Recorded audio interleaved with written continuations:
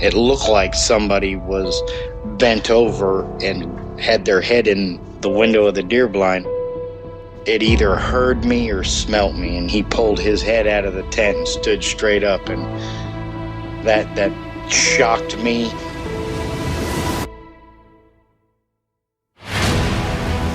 They don't make people that big. The way it moved, almost as if it was gliding across the beach. I've never seen anything move like that in my life. They were screaming at each other in gibberish. It sounded like a language, and they were chuntering away back and forwards, back and forwards, back and forwards. I know what a bear looks like, and there is no way on this planet that what I saw were bears.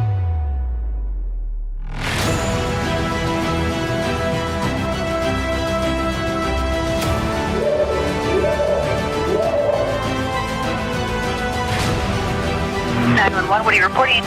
Jesus Christ, you better... Sir? Zia! Hello? Get somebody out here. What's going on now, sir? That son of a bitch is about 6'9", I don't know. Do you see him now, sir? Yes, I'm looking right at him. Uh-oh.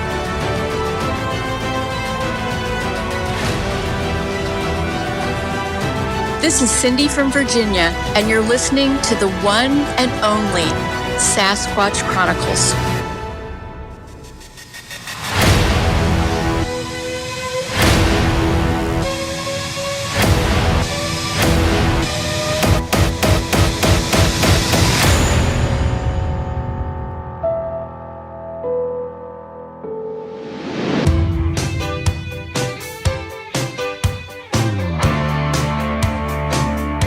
Welcome to the show, everyone. Thanks for being here tonight. Got a great show planned for you tonight.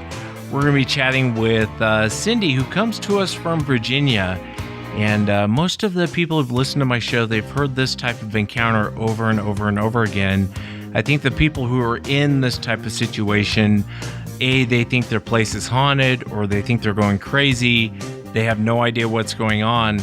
And it's very typical behavior that you've heard from many other eyewitnesses who've had these creatures on their property. And Cindy never thought that she would ever come across Sasquatch or ever have to deal with anything like this. And it's very fascinating. And Cindy's collected a lot of really cool evidence. I'll include pictures underneath the show. So if you go to SasquatchChronicles.com, you can check out some of the evidence that she collected. If you've had an encounter and you'd like to be on the show, shoot me an email. My email address is wes@SasquatchChronicles.com. And if you get a chance, definitely check out SasquatchChronicles.com. There's a blog every day, and you can become a member and get additional shows. Let's jump into it tonight. I want to welcome Cindy to the show. Cindy, thanks for coming on. Thank you for having me. It's an honor to be here. Yeah, no, the honor is mine. And I know you've been a listener of mine for a long time. And, you know, you've had some bizarre things happen on a property out there in Virginia. As you and I were talking, I was telling you, people always think their place is haunted. And that would throw me off. I'd be like, well, why do you think it's haunted? And then when you hear what they're talking about, their house being hit, running out, not seeing anything, rocks being thrown, just bizarre things. After a while, you can kind of see why someone would say, I think my place is haunted. If you would you take us back to the moment to where all of this started happening? Tell us a little bit about the property and what happened. What did you see? Sure. Well, we moved into this house in 2000. We bought it in March, and we didn't actually move in until May. I was part of a touring show. And so we were on the road 9 or 10 months out of every year, and then also traveled some in our off time going overseas. So we were really hardly ever home. So I always used to joke with people and say our furniture lived in a really nice house, but you know, we were traveling all the time. So this property is in the foothills of the Blue Ridge Mountains. It's really lovely. It's surrounded by woods. It is a subdivision, but everyone has a large lot, 4 or 5, 6 acres, some of them. And it's just peaceful. We have a lake. It's just really lovely. And I had I grew up in a small town in Virginia, so I'd never really lived in the woods per se. So I was really, really looking forward to the peace and quiet, and the mountains, and it's just lovely here. So we had a lot of wildlife. We had deer and birds and squirrel and some fox and an occasional bear, and it was just, I loved all of that. I started to feed the birds and the squirrels on my balcony, which is right off my bedroom. And, it's kind of strange because I've always had this kind of, I don't know what to call it. I've always been able to connect with animals really, really well. And so I established a relationship with all kinds of little creatures around here. You have a chipmunk that comes up to the door, and I give him food, and I feed the flying squirrels at night, and I feed the squirrels during the day, and deer. Sometimes we'd have 30 or 40 deer that would sleep in our side yard. And at any point you could walk out there and they just, they would just look at you because they got so used to seeing us. So when I got off the road in 2015, that was really the first time that I had spent any time here at all. And my husband was still traveling, doing his job. And so I was here 98% of the time, by myself. So, but it didn't bother me. And it was just peaceful here. Yeah, it sounds nice. I know it eventually doesn't become nice, but it sounds nice, with the deer, and I can picture it in my head. It sounds beautiful. It is beautiful. And we really, really loved it here. I should go back and say that while we were touring, we were doing a show down in Lufkin, Texas. And this kind of leads into what I thought would never happen to me. But we were doing a show down in Lufkin, Texas, and my husband had been out doing some work at the Children's Hospital that day. And he was out with the city manager, and the guy said, "Oh, by the way, the Finding Bigfoot people are here." And he said, "You're kidding." He said, we watched that show. And he said, "Yeah, they're having a town hall tonight. They had come over to the theater where you guys were performing to see if it was going to be okay for the town hall. But we were already there and set up. So it wasn't going to work."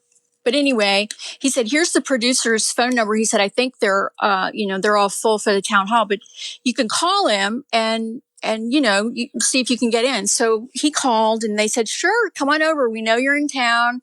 We came by the theater this morning." And so we went to the town hall. And I have to tell you, I was really kind of touched by the stories, the personal stories that people told in the town hall. I didn't really have an opinion about Bigfoot. I was interested in it. Like everybody else, I saw the In Search Of, when I was a kid, and I just thought that was really fascinating. But listening to all these people tell their personal encounters was just amazing, and I thought, they're so sincere. I talked to a lot of them afterwards.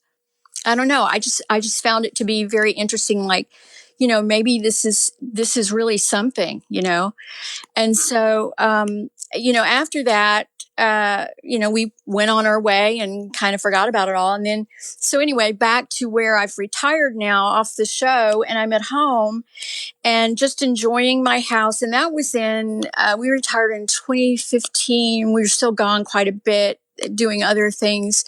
So really kind of 2016 is when I spent the most time at home that year. Strange things started happening. The first thing I noticed was kind of weird noises at night. Like I said, I have this connection with animals. It's kind of weird. My friends call me Snow White because it's kind of weird, But anyway,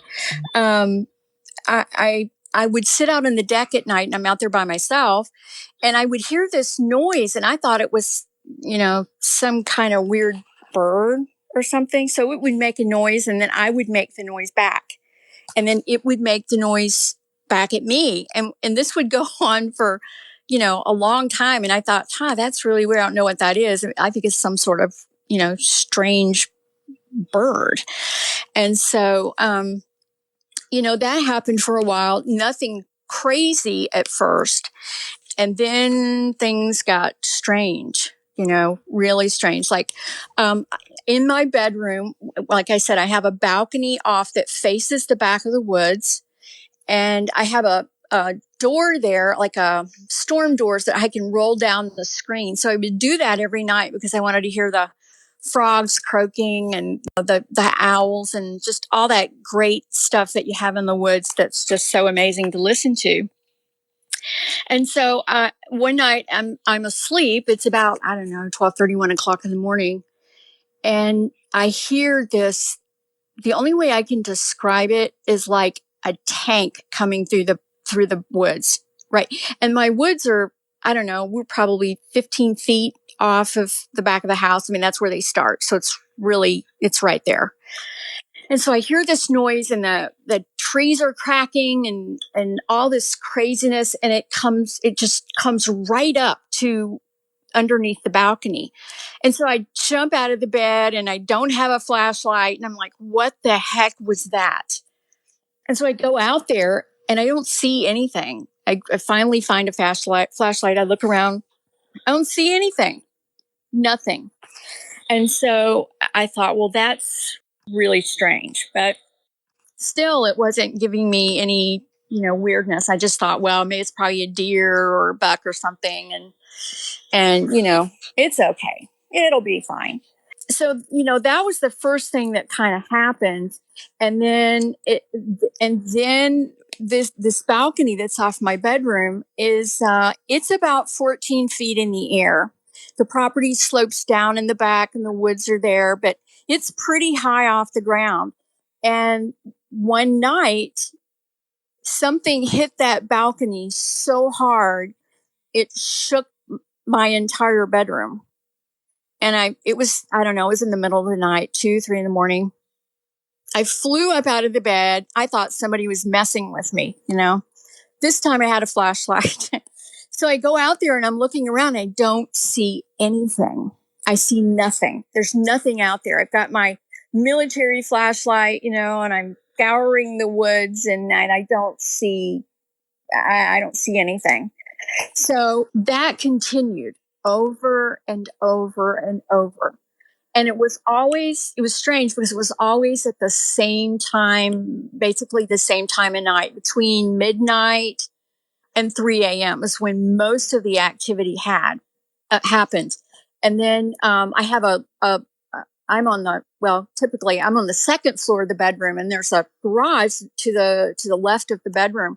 Somebody, I thought, was hitting the garage door. So they're hitting me in the back and they're also hitting me on the side. And it was starting to really mess with me. I wasn't getting good sleep because, they kept waking me up in the night. And I thought, I'm going to catch this person. I'm going to catch whoever's doing this, because it was starting to make me mad. And then strange sounds in the woods. One night I'm sitting there and I hear this creepy laughing in the woods. I thought, who in their right mind would be around here? First of all, this is Virginia. You'll get shot, around somebody's house. Yeah. They won't think twice about it. So, I would hear this crazy laughing and then whistling and then knocking. And I started to really wonder what the heck was going on. So I started to look around on the internet because I could not figure out, I couldn't see anybody and I couldn't figure out what was going on. And that's when I found you. And I started to listen, and I listened a long time before I ever joined. And I joined as a member in 2017. That's where I kind of started to think, this is really unbelievable what's going on. And maybe this is what it is. So weirdness continued. I had a little dog who was older at the time. this was probably at the end of, I don't know, 2017 maybe. And I had to take him out sometimes 2 or 3 times in the middle of the night. And I took him out one night about 3 a.m.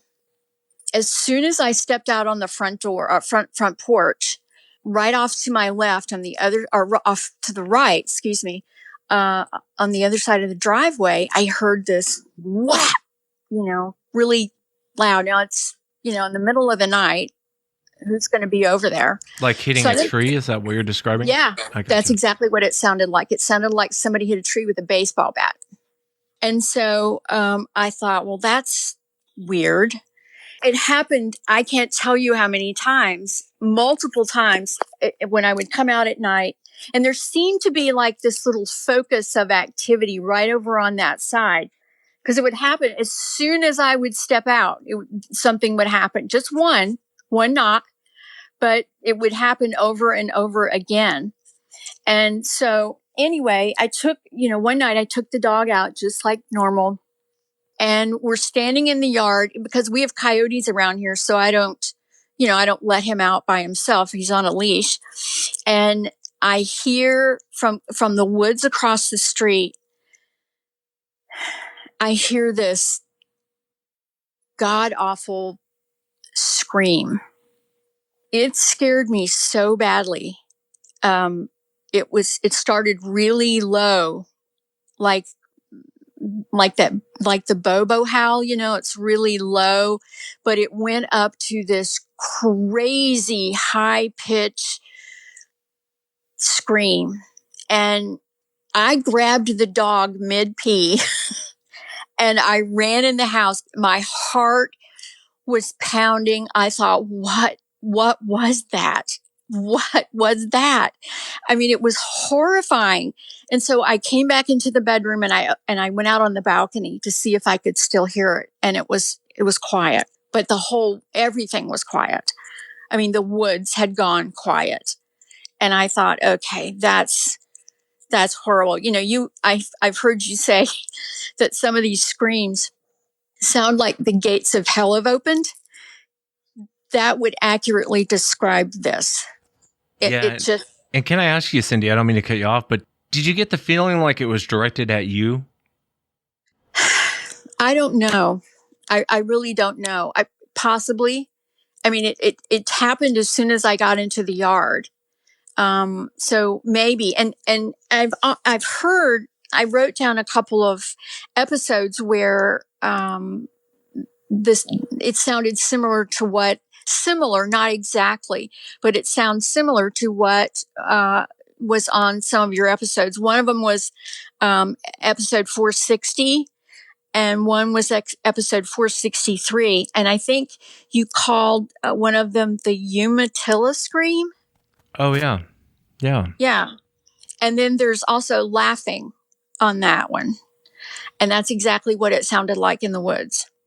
And then one was, I have Michigan screams written down here, so I don't know if that was it. But those 2 episodes, when I heard those screams, it just made my skin crawl. I mean, it just brought me back to all of that. It was just horrible. So the next day I went over to my neighbor's house, which I heard it in their woods. I don't know if it was in the side woods there or in the back.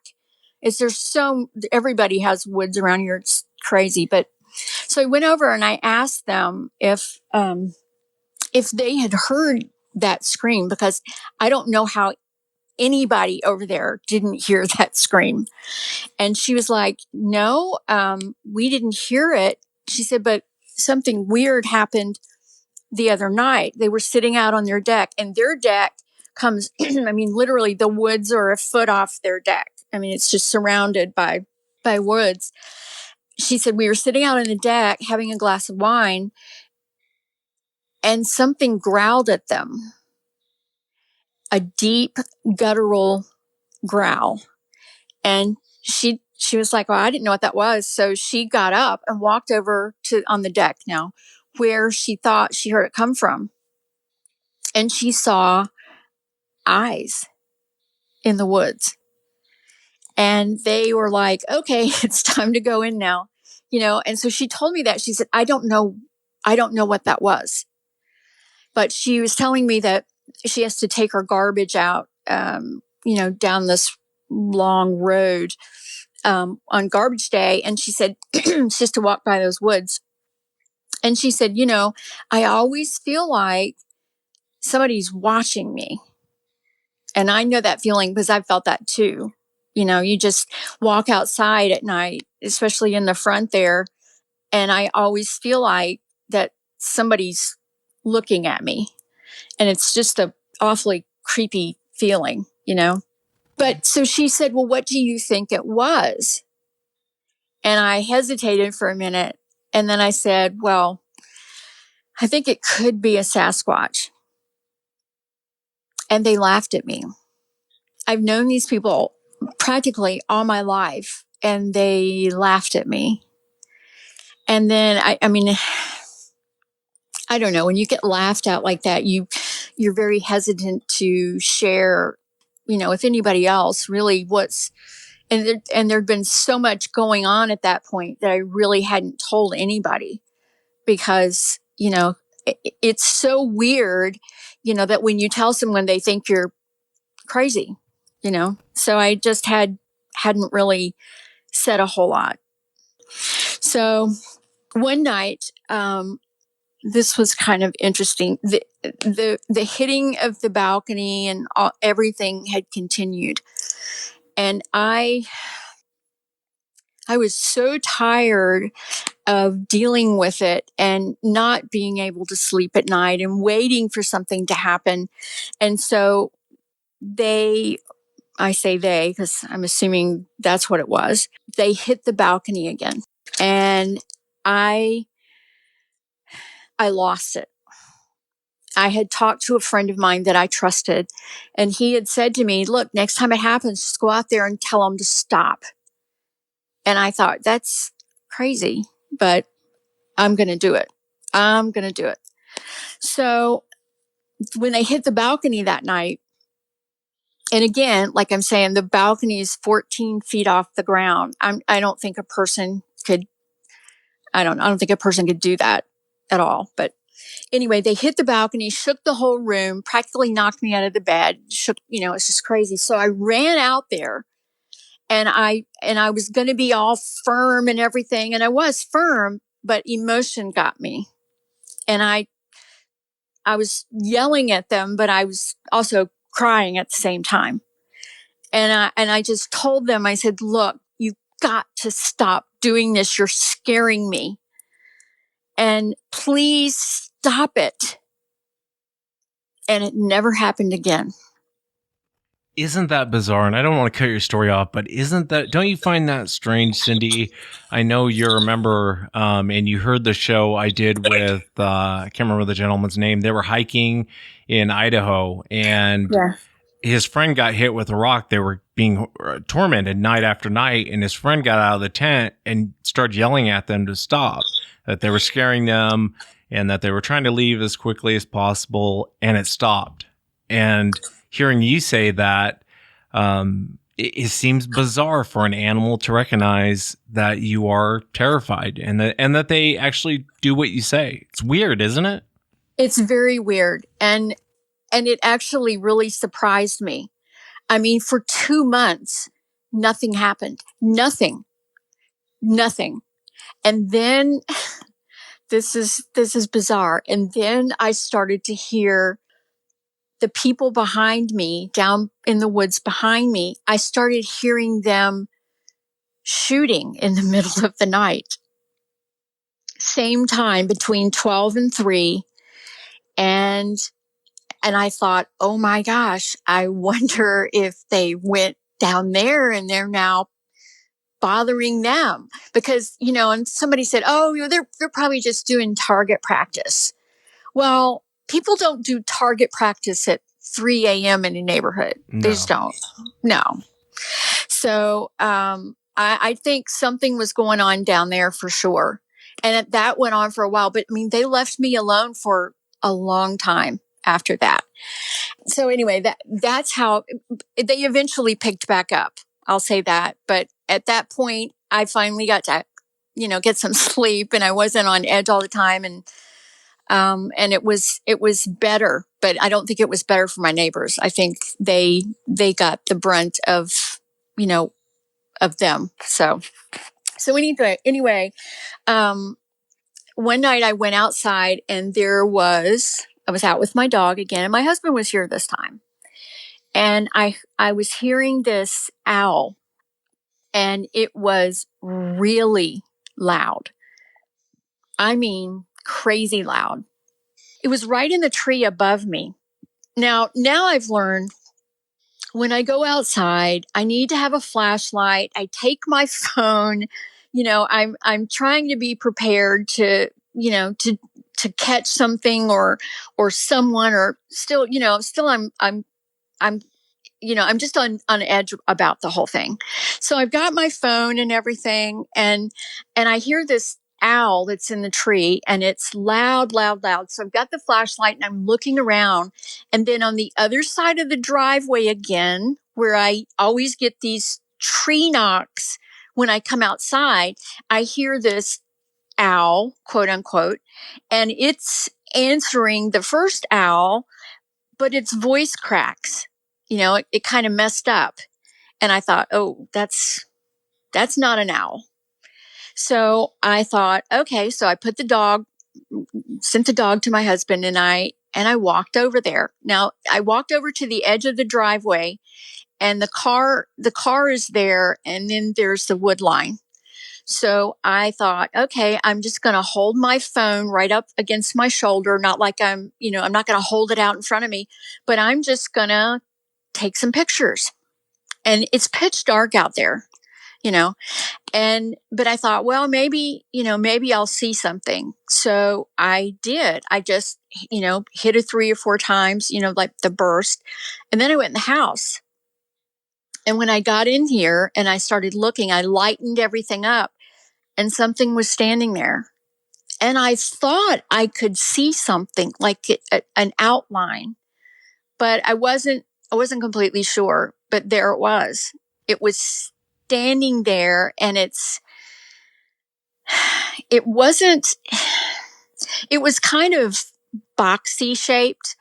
In the picture, I could see its face and its hands and its eyes. And I sent you that picture. It's a weird looking thing. It was probably about 6 feet tall, I would think, and boxy looking and just weird, strange looking. I looked at that picture you sent me, and there's definitely something standing there. I don't know, because I wasn't there when you took the picture. It looked bigger than 6 feet to me, but it's definitely standing there looking right at you as you snap that picture. That's creepy. Yeah. That's real creepy. I know it's creepy. It is. And I just, Wes, I just knew it was there. I just knew it was. And so I just kind of casually walked over there, and I just aimed where I thought it was, and I just took the picture, and that's what I got. And it's always that area it's funny because like I told you, before, in that area on the side there is where the deer used to sleep. We used to have 30 or 40 deer over there. There's kind of a trail through there where they would walk, and they would all sleep over there. And over the years, our deer population has just, there's only, where we used to have that many, there's only maybe 7 or 8 that are around now. They're just gone. They're not over there anymore. They don't even go over there anymore. And I think it's because these things are over there in the side. So, yeah. But anyway, so the next morning after I took this picture, I walked outside, and this is what I was telling you on the phone the other day.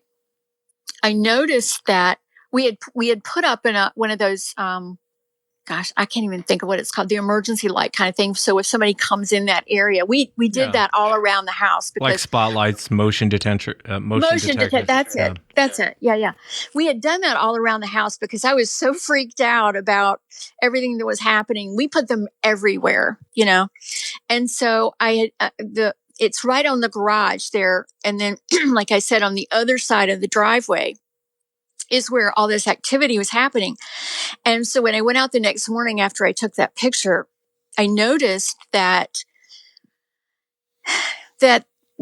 there was lined up there on the side of the driveway, about 5 feet off the driveway, were deadfall trees lined all the way down the side. And so I walked over there and I thought, that's really odd. And then I realized, I wonder if this is some sort of line where if they go over this line, they're going to hit the light's going to come on. So that night I checked it out. I tested it. I went over there and just as soon as I stepped over that line, the light came on. So they had set up this little barrier for themselves so they could watch and do whatever they're doing over there. So they wouldn't trigger the security light. So I just thought, wow, that's really smart.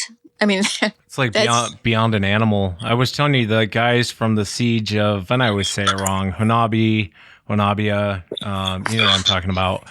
Yes. They told me the same thing. He thought it was the most bizarre thing. Once they set up the lights with the motion detectors, he would find these weird rock stacks, these weird branches, and they were in an area to where if you stepped over it, that light would kick on. It's bizarre because it's more than an animal thinking. I'm not even sure too many humans would come up with that. You know what I mean? No, it's creepy. I mean, it kind of really hit me hard too because I thought, oh, geez, they're smart. They've built this little thing now for them so they can sit over here and watch when we come outside or the dog or whatever. And they won't trigger the light because they know where the barrier is. They know where the boundary is. It was creepy. It was really creepy. So the next thing that happened, if you want me to move on here, after that, we got a new puppy. And he, after having an old dog, a new puppy is very different. My other dog couldn't hear that well. But a puppy can hear everything. So one night he came and got me. And he was just in a panic. He was crying and he wanted me to go with him. So I went to the other side of the house, and that's the side that the sidewoods, the garage and everything is on. And he took me to the deck door, and the deck runs all the way across the back and then across that side yard as well. There's a walkway there. So I went out on the deck and I walked to the very edge, and I'm leaning there, and something huffed, growled at me. And it was so loud that I could feel it. But it also, I don't know, it was just a weird feeling came over me. I was just like, oh, Lord. And I thought it should have been right in front of me. It should have been right in front of me. But I couldn't see anything. I had my flashlight and I'm scouring around. I couldn't see anything. I thought, why can't I see it? And then off to my left, we have it's all the woods, big tall trees, and a branch snaps off in the very top of one of the trees and falls down to the ground. I stand there for a second because I'm so stunned. And then all I could think of was you talking, saying, never turn your back on these things. So I looked down. My dog is already gone. He didn't even bark. He just went back in the house. And so then I'm like, I raised both my hands in the air and I said, okay, I'm going back in the house now. And I backed into the house, shut the door, and then I freaked out. It was crazy. I felt kind of nauseous, and I'm sure it was just a pure adrenaline rush from that happening. But oh man, it messed me up. I bet. Yeah. When you hear the growl, it definitely shakes you up. I don't care who you are. I don't care how big and bad you are. You hear that growl, it'll shake you. So obviously it must have been up in the tree. That's why you didn't see it, I'm assuming. I think there was one on the ground and one in the tree. After that, it was about 3 weeks probably after all that happened. I'm outside with the dog, the puppy, in the day, and all of a sudden he just takes off through the woods on that side. And so he just took off. So I was like, oh, gee, here we go. So I took off after him. I found him and we came back. And the way I went, the way he took off in kind of like the upper side of the yard. But when I came back with him, I was carrying him and I came through kind of the lower part near the back side of the house. And I walked into an area right on the side of the house. And if you go up that side, it's where you hit the driveway and where I took that picture and the boundary line was and everything, where I always hear the tree knocks. But I walked into this area of footprints, lots of footprints, 4 different sizes of footprints. And I don't know, some of them looked like they had been there for a while. Some of them looked like they were, a little fresher. Some of them were like 2 inches deep. There was a really little one. There was a long, skinny one. There was a boxy looking one, like you always say, the Fred Flintstone kind of foot. And I mean, there were just all these different sizes of footprints. And so I'm like, this is unbelievable. I mean, I could even see where the toes would pull up and you get a little ridge, like you squeeze your toes in the mud and you get this little ridge there. I mean, it was unbelievable. And I thought, I've got to figure out a way to, so I put powder in some of them and took pictures, because I thought, it was really hard to see them on camera. So I put powder in them and took some pictures of them. I measured them. I had one that, and I sent you pictures of it, where the big toe was off to the side. That one really struck me. But they were some of them were 17 inches long and about 9 inches wide. Some of them were 13 inches long, about 8 inches wide. The little one I never got to, because I thought, oh my gosh, I need to go get some plaster of Paris and I need to cast these. And I'd never done that before, but I thought I'm going to give it a whirl anyway. So I went to Walmart. I didn't know what the heck I was doing. I saw somebody give a demonstration one time on how to do it. So I thought, well, I'll give it a whirl. So I went and got a box of plaster of Paris, and I didn't realize how much I would use or need or anything. And I didn't have enough. So I didn't get to cast the little one, but I went for the kind of bigger ones. And so I only got like 3 casts out of, all of that. But I took pictures of it. And there was one kind of a trackway where I saw like 3 different, looked like the same print.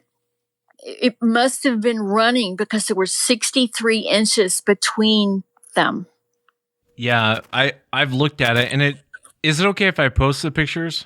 Yeah. Because you did get some pretty good evidence. I mean, for never using plaster Paris, I mean, you did a pretty good job on these prints. And the one especially that has a skinnier heel, I don't know if it was kind of walking uphill or not. I've seen prints like that. And what a find. I mean, you found several different sizes, and it's pretty good evidence. I mean, most people in the situation, Cindy, you've heard the show for a long time. They're not looking to prove any, they want these things just to go away. And I'm always like, no, go out there and see, collect something. Yeah. And you collected a lot of great evidence on here. So you did a great job with the plaster Paris for never using it. Well, I wanted to, keep it. I wanted to have something, just to prove that I really saw it. And then, so it wasn't long after that we were having some work done in the yard, and I had taken one of those big prints and I put a tub over it and put a brick on top of it. And I kind of pushed it down into the ground all around it. So hopefully no water would get up under there. At least that was my thinking. And so when he came, the whole crew, but I know the guy that owns the company really well, and he so I kind of took him to the side and I said, "Can I show you something?" And he said, "Sure." So I walked him over to the side woods and I pulled the tub off of it, and he went, "Oh my God, is that a footprint?" And I said, "Yes." And he said, "It's huge." Yeah, yes, it's huge. And he said, "Well, who would be walking over here?" Well, first of all, who has feet that big? But who would be walking over here? I mean, it's gnarly over there. I mean, we have snakes and everything else in the woods. I would never walk barefooted through there. You could never do it. It wouldn't be good. But he said, "What is that?" And I said, "Well, what do you think it is?" And he goes, "Well, it looks like a Bigfoot print." I said, "It does, doesn't it?" And he's like, so in the meantime, all the other guys had come over, and one guy walked up and he looked at it and he was, "Oh my gosh, it's Bigfoot." And he told me a story after everybody else, kind of walked away. He said, "I have a client that lives on the other side of town." He said, she's an older lady. And he said, "I was over there a couple of weeks ago." And she said, "I think that my neighbors are crazy." And he said, "Well, why do you think your neighbors are crazy?" And she said, "Well, because they keep telling me to be careful when I go out in the backyard at night. Their yards are surrounded by woods in the back." And she said, "Because they say they have a Bigfoot that's in their woods and comes into their yard, and that they have pictures of it." And they brought the pictures and video and everything over and showed her. And she said, "I just think they're faking that. I just think they're crazy." And he was like, yeah. And he was like, "I'm telling you," he said, he lives back behind me and up on one of the mountains back there. And so he said, "I'm very familiar with weird noises in the woods." He said, "We hear some weird stuff too." And he said, "Honestly, it's so vast back there. There could be anything living out there. There's just so much, there's plenty of deer, there's plenty of water, anything could be back there." And so, yeah, so I shared with him a couple things about what had happened here, and he was like, "Gee, you got to be really careful." I said, "I know, I know," but he was really open to it. And he said, I don't disbelieve it." He said, "I think anything is possible." So at least he didn't laugh at me that time. But yeah. But yeah. Yeah, so, it makes you wonder if it's the same group or if it's a separate group, I don't know. Yeah. They have scared me, but I've never felt like threatened. It always seems like, I was telling you on the phone the other day, it almost seems like juvenile behavior, like, "Hey, let's go up and knock on the balcony and see if she comes out," that kind of thing. Yeah. It always seems like they're just messing with me, And then one of the other last things that happened that really shook me up. I have, as I mentioned earlier, I have out on my balcony, I have my bird feeder, and I feed flying squirrels at night. And they're so used to me that I can come out there and they'll just come right down. And I have amazing pictures of them because they're so used to me now that they just, they'll come around. A few summers ago, they had babies, and this story I'm getting ready to tell, they had just had babies then. But a few summers ago, they had babies, and the babies can't get up to the feeder. So I just put some seed in my hand, and I put my hand out there, and they came right up and ate right out of my hand. I mean, it was an amazing experience. It was so cool. So they had just had babies again, and I was trying to get some pictures and video for my husband because I had a kind of a bowl down below, it's actually a planter, but I filled with dirt, and then I put the seed on top of it so they can easily get to it. And they were jumping back and forth in the bowl, the babies were. And so I was trying to get some video or pictures for my husband so he could see them. So it's dark out there.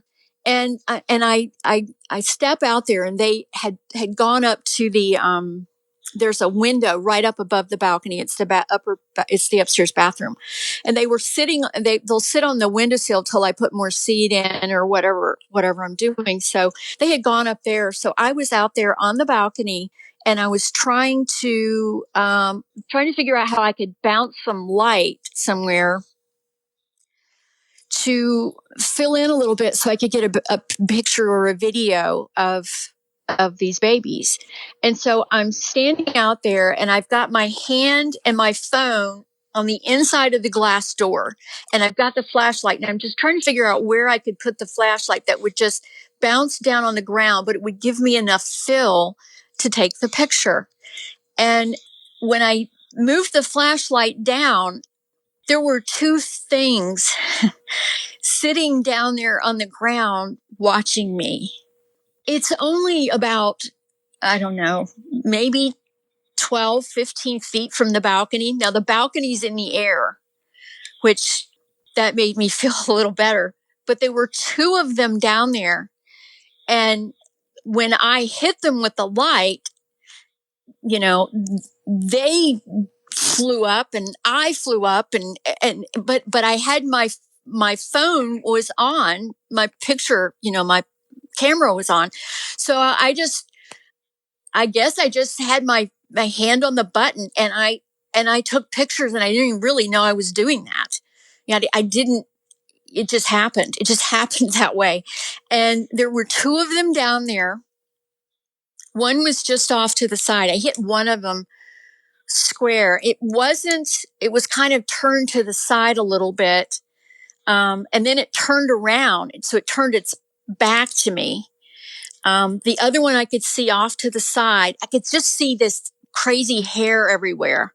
I mean, and from the picture, you know, I could see what looked like an arm. It was wide across the shoulders, came down to a V, and then, but these big, arms off to the side. It was on all fours. And I could see what looked like a hand. And it kind of a small conical head, you know, but it had its butt to me, had its back to me. So thank God I didn't see it in the face. I don't think I would have done very well if I had seen its face, but it took off and I took off and then I realized when I got back in here and I started looking that I had pictures of it. So that kind of, I don't know, I guess it just kind of made it worse because I actually knew something was out there and I had proof, you know what I mean? It just kind of, it really scared me, but they didn't hurt me or, you know, do anything. I think they were just watching what I was doing. They were wondering what the heck is she doing out on the balcony, you know? And so, and they may have been watching the flying squirrels too, you know, I don't know, but there were two of them out there so I went out there the next morning once I calmed myself down and there weren't really any footprints. There was the ground here is, you know, Virginia red clay and it's hard, you know, very hard at times. And it was pretty packed down back there, but I could see where the ground was torn up where where they both just barreled out of there. Yeah, so it's kind of terrifying, you know, it's almost like having a stalker, you know, stalking you constantly. And I don't care what anyone says, that would make me uncomfortable, you know, knowing two things were watching you and we really don't know what these two things are, but they seem to be focused on you. But I didn't mean to cut off the next event that happened. Well, you know, and that's what I thought too, you know, early on, one of our neighbors on the next street over, it's the next street over, but it's still a very woodsy area. She came walking through the neighborhood one night. I had never met her before, but my husband and I were in the yard and she saw us and she came walking over and she goes, "This is going to sound like a very strange question." And I thought, I don't know, try me. I've had some pretty strange things. And she said, "Do you ever hear weird screaming at night?" And I said, and my husband and I looked at each other and I said, yes, I hear a lot. And she said, what is that? And I said, I'm not sure. I didn't want to bring up anything else. The first time I said anything, I got laughed at. So I didn't really want to bring anything else up. Yeah. But I said, I don't really know what that is. She said, it sounds like somebody's murdering a woman. I said, I know. It's weird. It's very weird. She goes, it's unnerving. I said, I know it is. I said, it bothers me too. I said, I told her, I said, just be careful if you go out at night and things, because, we don't know what's out there. So I kind of left it at that. And I've always wanted to go down to my neighbors behind me and ask them what they're shooting at night. But to be honest, once somebody laughs at you like that and kind of ridicules you, you kind of don't want to, pursue it with people because they just, think you're crazy or something. Yeah, I get it. Yeah. Yeah. So I haven't done that. And maybe I should before I leave. We just sold our house, so I'm moving on. And it's funny, when we were looking at houses in Arkansas, we found these really great properties with all these woods around them and everything. And I was like, no, I don't think I'm going to do that. I think, I want to get somewhere away from the woods. I don't really want to go through this again. And like I said, they didn't hurt me. And, you said to me the other day, if they would wanted to hurt you, they could have. It's still been very unnerving for me. And I'm, again, one thing I forgot to mention is when the landscaper guy was here and I showed him those footprints, he said, you should call somebody. And I said, no, I don't really want to do that, because I've heard so many stories of people showing up and, they're all this, I just didn't want to get into that. And honestly, this is going to sound very weird, but I didn't want anybody to hurt them. Does that sound weird to you? No, I don't think it sounds weird. I think, you're a decent person, and that's how decent people think. I always say I'm all for killing one. A lot of people don't like me hearing me say that, but it's the way I feel. The only time I'm against that is when it's on someone's property. I'll be first to say, don't shoot them, don't hurt them, don't. It goes south really quick. You start messing with them on your property. These Bigfoot researchers, they'll come out, do what they do, piss them off. Well, they get to go home. You're at home. You don't have anywhere to go. So now you're left to deal with whatever they do. So I don't blame you. I know that's not what your thought process was, but you have a love for animals. You're a decent person. It doesn't shock me one bit you would say that. Yeah, I just didn't want anybody coming here to try to hurt them or, whatever they are. And I don't know what they are. Clearly they're intelligent. They're, they're, and I've heard some strange stories on your show. And so I've never had that happen to me, but I've sure had enough to know that they're very intelligent. And in my case, they seemed to be focused on me. When my husband was home, nothing happened ever. Except, I can't say during COVID, he was home for months. And one night they didn't hit the balcony ever again after I went out there and yelled and cried. But they did one night. We're sitting here and in the bedroom and something hit the other end of the house. And he looked at me and he goes, "What was that?" And I said, "Well, that's what I've been telling you about." And he was like, "Holy cow." Cause it was substantial. It was a really substantial, hit.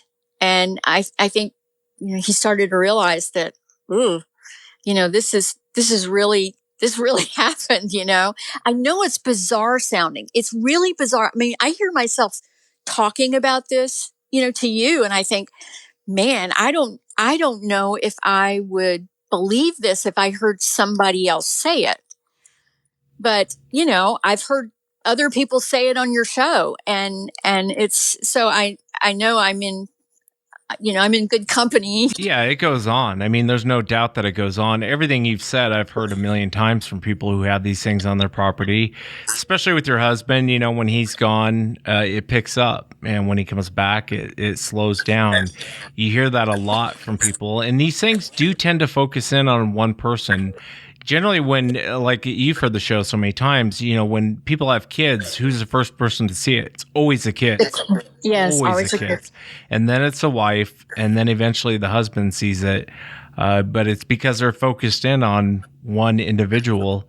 Did you notice that the activity was year-round, or was there ever a time beyond you yelling at them? I mean, did they just not seem to do anything for months at a time, or was it pretty consistent? It was not. Yeah, it was not year round. It would pick up around May and then end around October. Every year. It was about the same. It was, I don't know. I don't think they lived here, but I think they would come here and hunt. And it was odd because sometimes when I would hear the coyotes is when I could almost expect activity. I don't know why that was. And then I stopped hearing coyotes altogether and the activity continued. One night I heard there was a whole pack of them back there, and they would just go off in the middle of the night, and man, it was loud. And then one night it sounded like one of them got murdered and it was screaming and very different from what I was normally hearing. And then it just stopped altogether. No more coyotes. It was weird. Yeah, I know on the Browns property, you've heard me talk about here in Washington State, you'd always hear the coyotes go off. And somewhere in the middle of the coyotes going off, you'd hear something else. And that wasn't a coyote. Or you would hear something go off and then the coyotes would react to it. That is bizarre. It makes me wonder if they kill off these coyotes, if they eat them. That's what it sounded like to me. I mean, after that one, I heard it for a while and I hear activity. But after that happened, I never heard the coyotes again. I mean, they haven't been here. We heard them for the first time the other night in about 2 years. So they're obviously they're coming back around now, but they just went away. I mean, just gone. It was very odd. Yeah. Yeah, I believe you. And I think you handled this whole situation probably better than most, probably better than I would.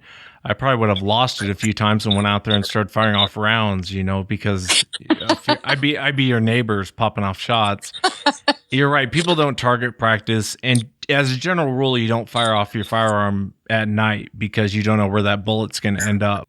Generally, that's fear when you start hearing someone popping off shots in the middle of the night. It's absolute fear. That's what I thought too, and it happened a lot. I mean, I started to keep a log, everything started happening so often, I started to keep a log of when I would hear knocks and when I would hear noises and sometimes like I'm looking at one of it here and it was like at 1:52 a.m. and then 2:16 a.m. and then 3:15 a.m. One night that night in particular, I kept hearing all night long stuff going on. And then when I got up to look, the security light was on downstairs and we had patio furniture down there, and there was a deer up on the sofa right next to the house, shaking. It was just quivering.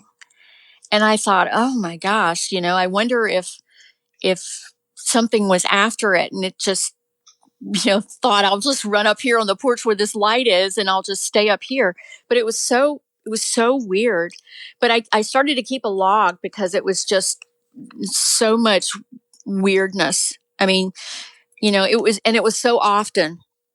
I mean, every night I would just think, oh my gosh, I wonder if something's going to happen tonight, Yeah, you start to feel like a prisoner in your own home.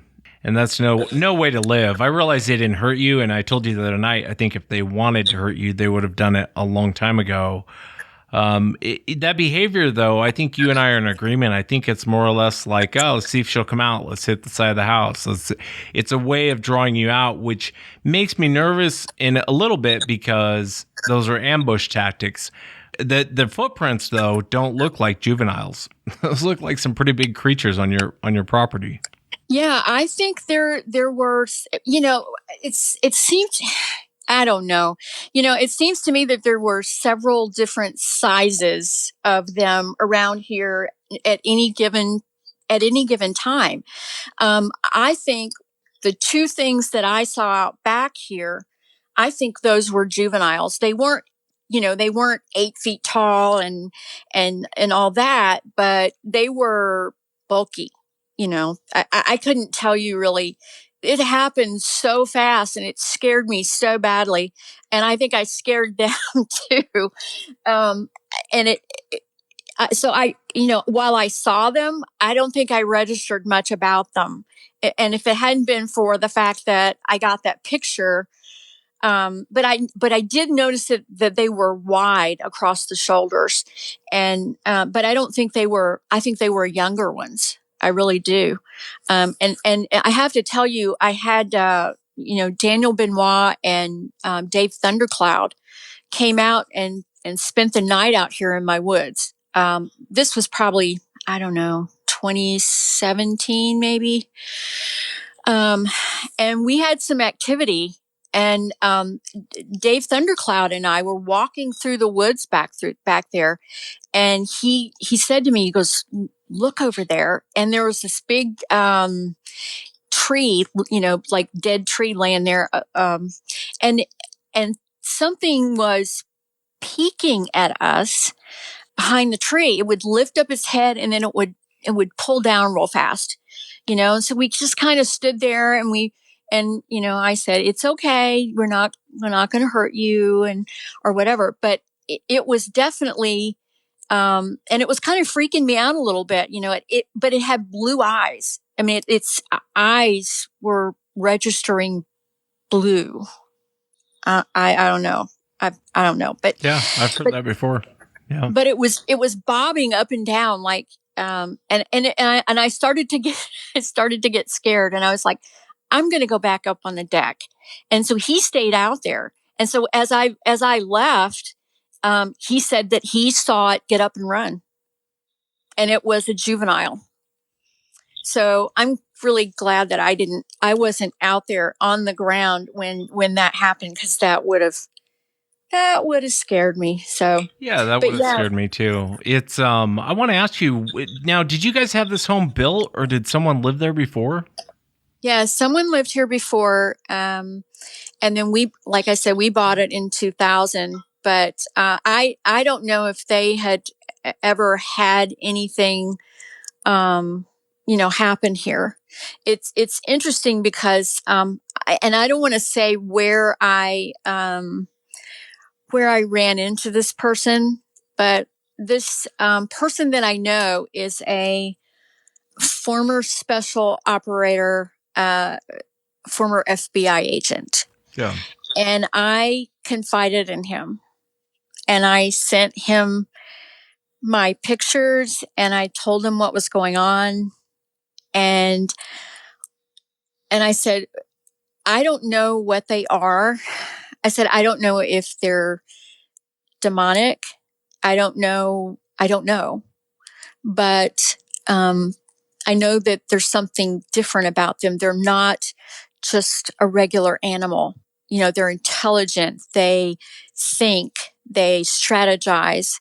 There's more to them. And all he would say, he just sent me a message back, and he said, "You're spot on." And that's all he would say. So I thought that was kind of interesting. And I forgot to tell you that. It is interesting that he would say that, that he would be in agreement. It is interesting. It's fascinating. It makes me wonder what he knows. Now, are you moving to kind of get away from that area? I mean, I realize you've probably had enough at this point, or is it a different reason? And you don't have to go into the reason, but I'm just curious. It's all kinds of reasons. But to be honest with you, I'm just, yeah, I don't want to deal with this anymore. I mean, I think for the most part, I have dealt with it okay. And I want to thank you, because listening to your show and listening to, your advice and everything probably saved my life, because so much had happened to me that I did not understand. And when I found Sasquatch Chronicles, I started to know how to react and what not to do. So I think because I was educated from your show that I handled it probably the best I could. And I want to thank you for doing that, and for your show, and for allowing people like me to have a forum, because you get laughed at, you get ridiculed, and this is a safe place where you can come and you can tell everybody what happened to you, and it's okay. And so I want to thank you for all of that, because I'm not sure what would have happened had I not known what to do.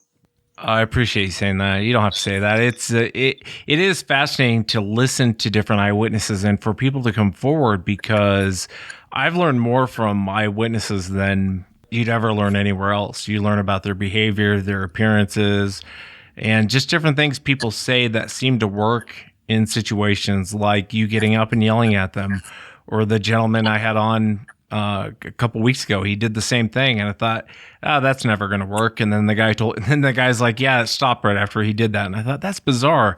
And you said that, and I was like, wow. But that isn't the only time I've ever heard someone say that, where they get up, start yelling at these things, and they almost try and reason with them. And it's weird. It seems like it works, almost like you're talking to a human being that is open to listening to you. It's a really weird, you can yell at a cougar all day long. You can yell at a bear all day long. It's irrelevant what you think. Also, too, the praying. I've heard of where people fall down and start praying, and who knows, that in some situations that seemed to work. And I always say, like, a bear coming at you, you can fall down and pray to Jesus Christ all you want. That bear's coming for you. Yeah. I mean, I'm not trying to break anyone's faith or anything, but it's just bizarre to, you listen to so many people, you start to find a weird connection with experiences. It's kind of like how you and I started in the beginning. Most people would always go, I think my place is haunted. That's how the conversation always started out. Yeah. And the more they talk, the more they realize that it's not haunted. These things are coming up. What do you think that they are, Cindy? I mean, what's kind of your personal opinion? There's no wrong answer, but I'm just curious, after everything you've experienced, what's your gut tell you what they are? That I knew you were going to ask me that. I really don't know. I do know that they're very intelligent. That they, what bothers me the most is that when you hear something right in front of you, it's right in front of you. I mean, my instincts about where they have been, I wouldn't have been able to get that one picture had I not had an instinct about where that thing was. It should be right in front of me, and I can't see it. I never saw anything. And that probably is the thing that freaked me out the most, was, something would happen, and within 3 seconds I could be out there and I see nothing. I mean, that's just weird to me. It's just weird. I don't know what they are. I think I really don't know. I just, you know what I'm thankful for? I'm thankful for that I never came in contact with one of these really ticked off ones that, want to kill people. I mean, at least mine were, playful, I guess. Well, yeah, I guess playful. Yeah.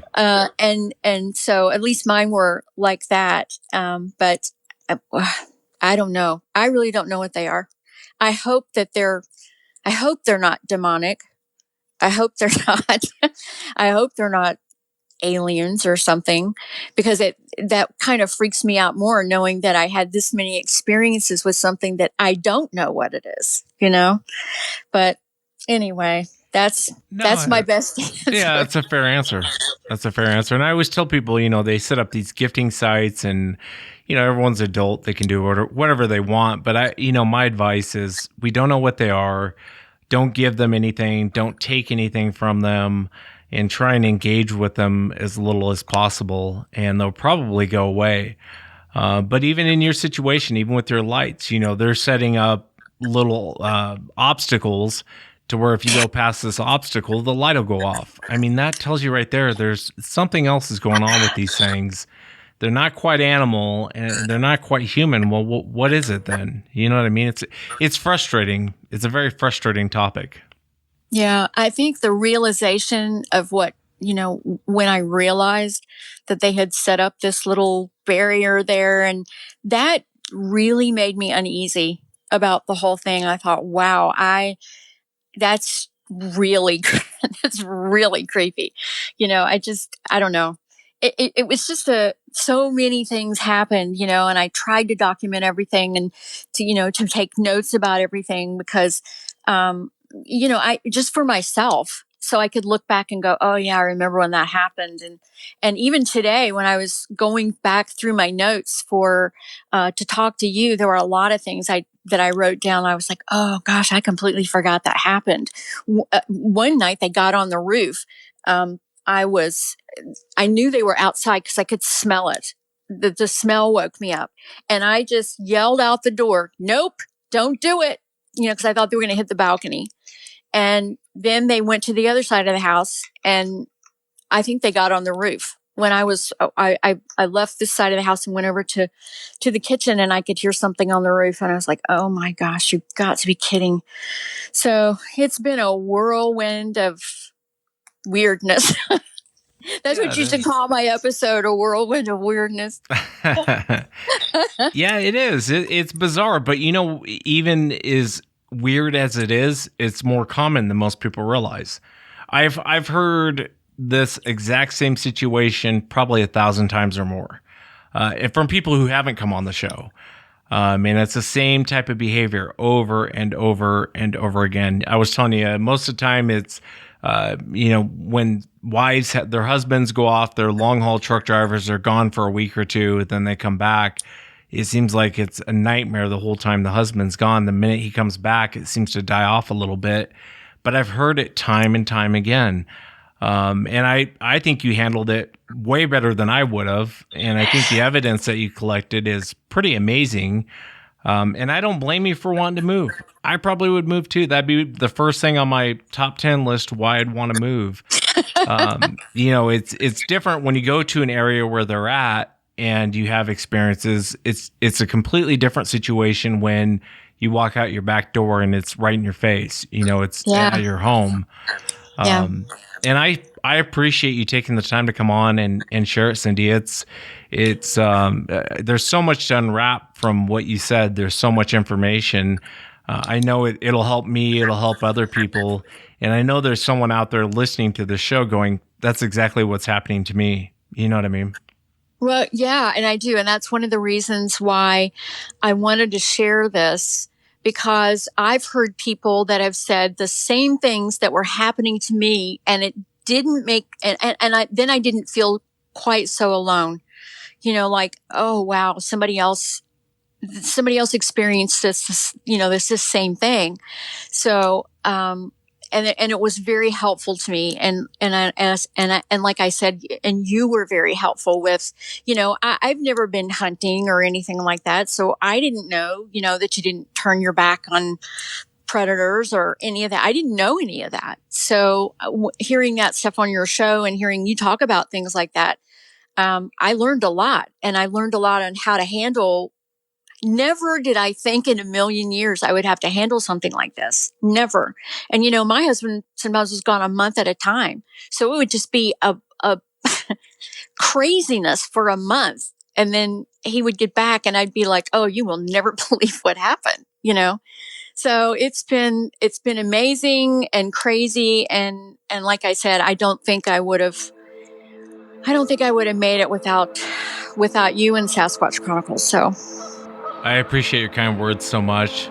Thank you again for coming on. thank you. And that's it for tonight, everyone. Remember, if you've had an encounter, shoot me an email. My email address is wes@sasquatchchronicles.com. If you get a chance, check out sasquatchchronicles.com. You can become a member and get additional shows. Until next time, everyone.